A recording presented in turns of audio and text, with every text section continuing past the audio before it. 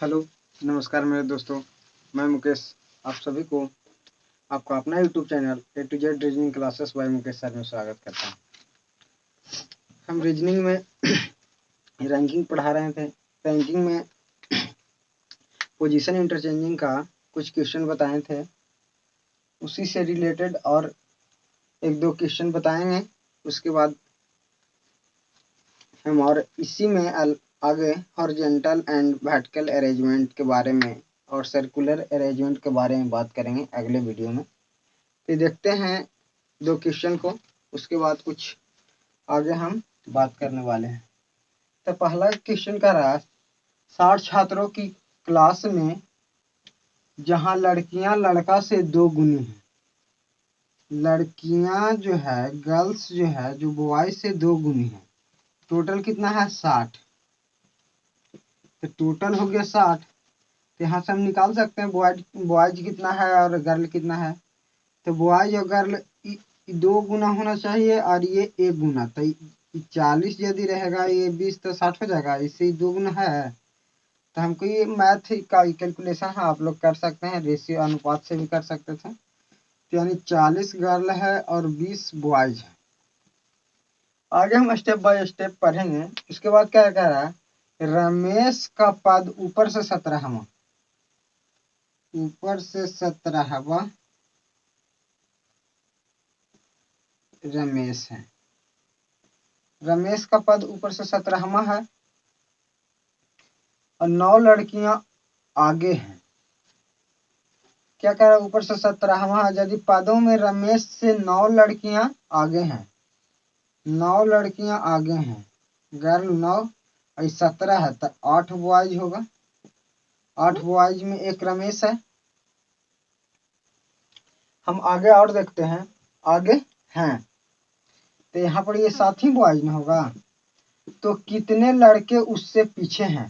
तो यहाँ देखिए, फिर से पढ़िए क्या कर रहा है, 60 छात्रों की क्लास में जहां लड़कियां लड़कों से दुगनी है, रमेश का पद ऊपर से 17वां है, यदि पदों में रमेश 9 लड़कियां आगे हैं, तो कितने लड़के उससे पीछे हैं। तो कितने लड़के उससे पीछे हैं। यहाँ पर हम क्वेश्चन थोड़ा सा मिला लेते हैं।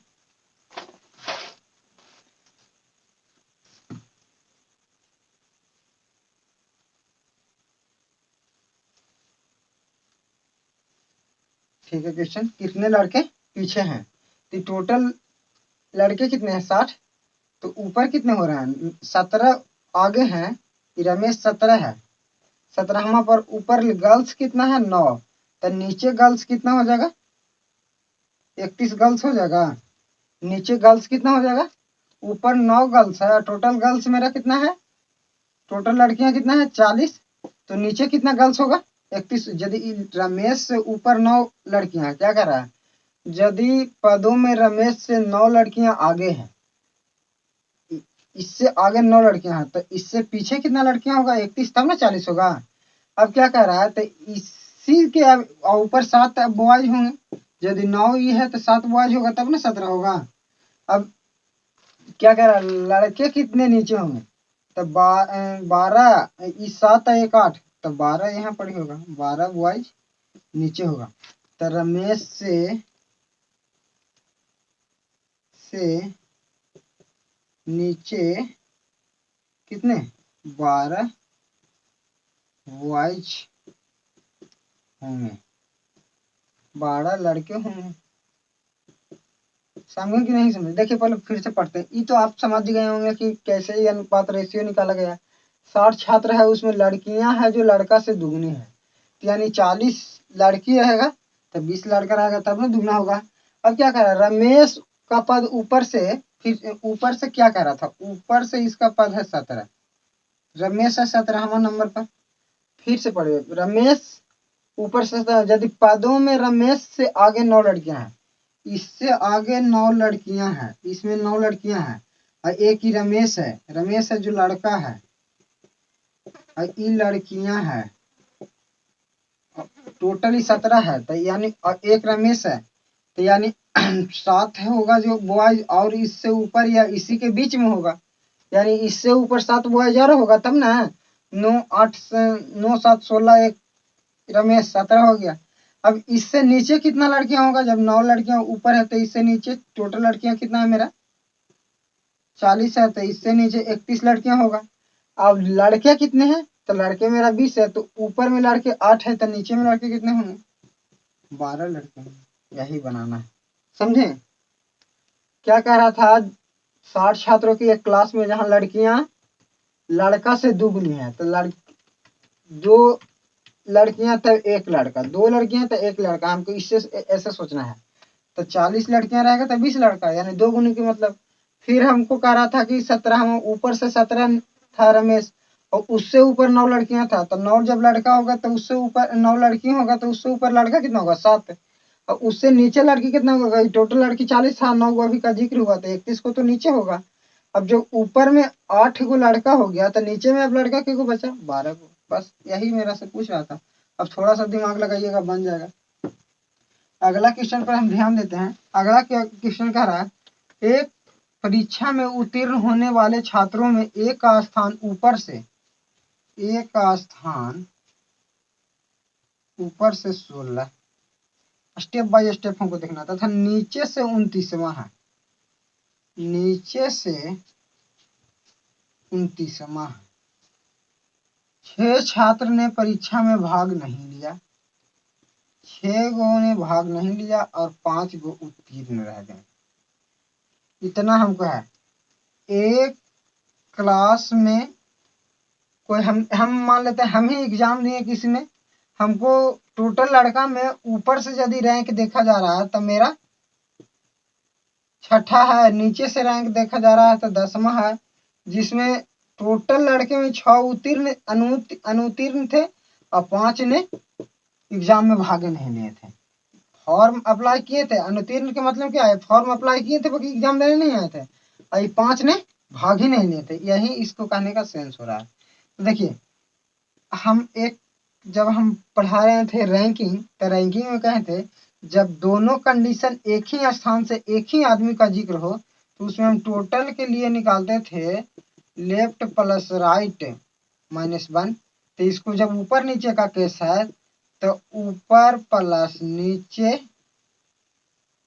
-1।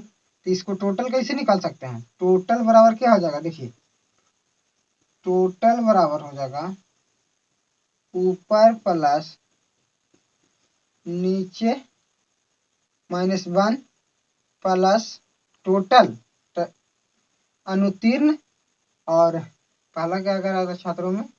6 परीक्षा में भाग नहीं लिए, 6 भाग नहीं लिए और 5 अनुत्तीर्ण रह गए। तो ऊपर कितना है? 16 प्लस 29 -1 प्लस 6 प्लस 5। देखिए 6 में से 5 जाएगा तो 5 बचेगा, तो 5 5 10, 10 और 9 6 15, 35, 35 और 10 45 और 10 55।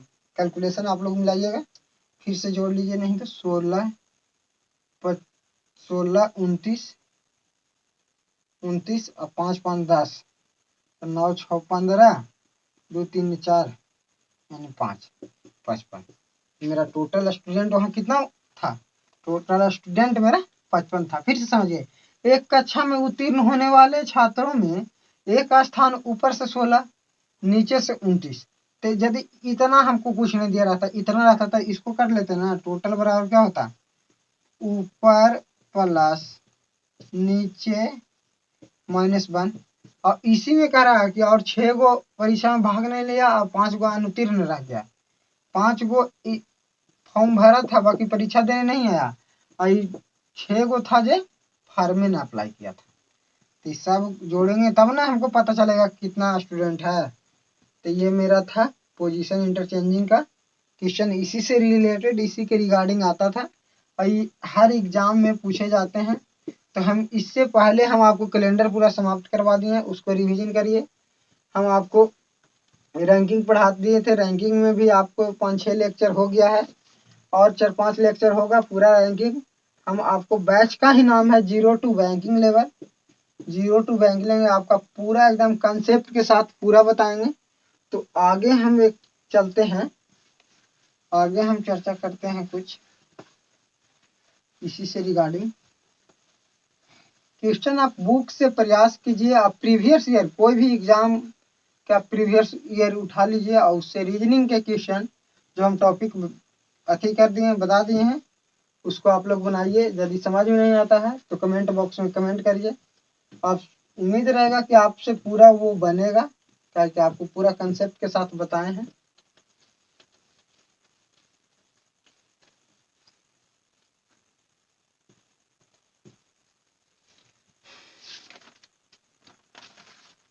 आगे हम बात करते हैं सीक्वेंस।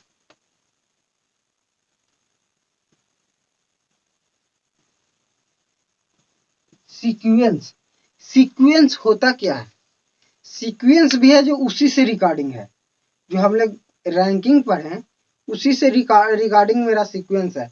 जैसे कहा जाएगा ए बी से 5 ऊपर है, बी सी से 3 नीचे है, बी और सी के बीच में डी और ई है, बी से बी के ऊपर ए नहीं है। तो इसी के आधार पर हमारा सीक्वेंस, जैसे इससे एक हम प्रश्न लेते हैं।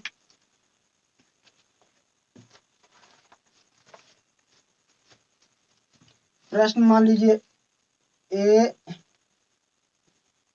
बी से बड़ा है और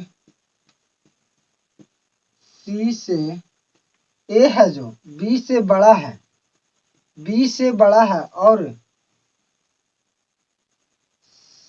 सी से छोटा है।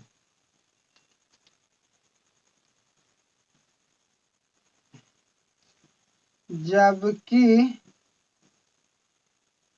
डी सबसे छोटा नहीं है, तो सबसे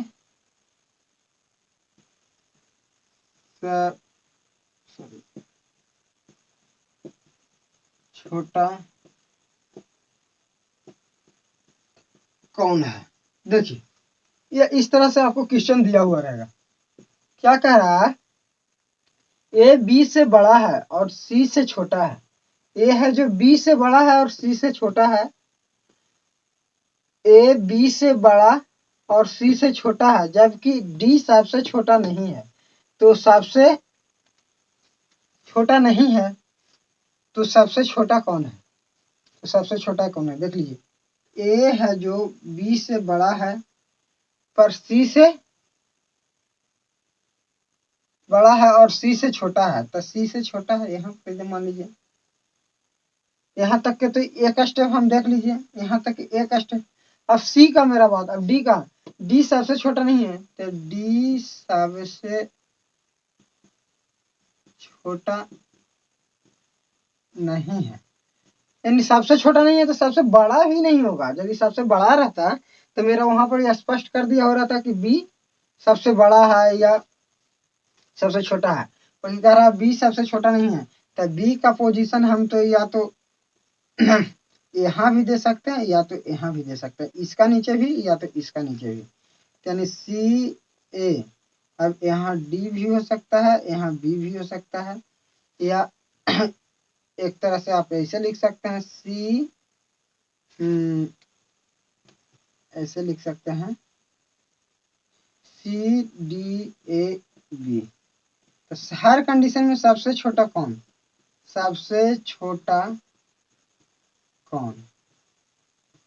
सबसे बड़ा भी नहीं। देखिए आपको ये लगेगा कि डी एक बार यहाँ कैसे लिखा है, ठीक है, सबसे छोटा नहीं है।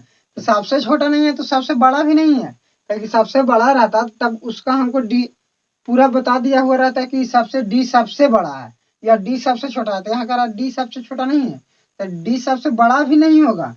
तो सबसे बड़ा यहाँ हमारा ए है, सी है। अब ए या यहाँ इसमें देखिए, ए या बी के स्थान पर डी आ सकता है, बाकी सी के स्थान पर कभी नहीं आएगा। सी सबसे तीनों में बड़ा है, तीनों में बड़ा है।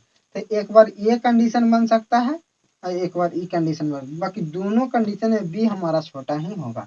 तो सबसे छोटा कौन? सबसे छोटा बी होगा। तो इसी तरह से है सीक्वेंस। तो सीक्वेंस में कल हम आपको चालू करेंगे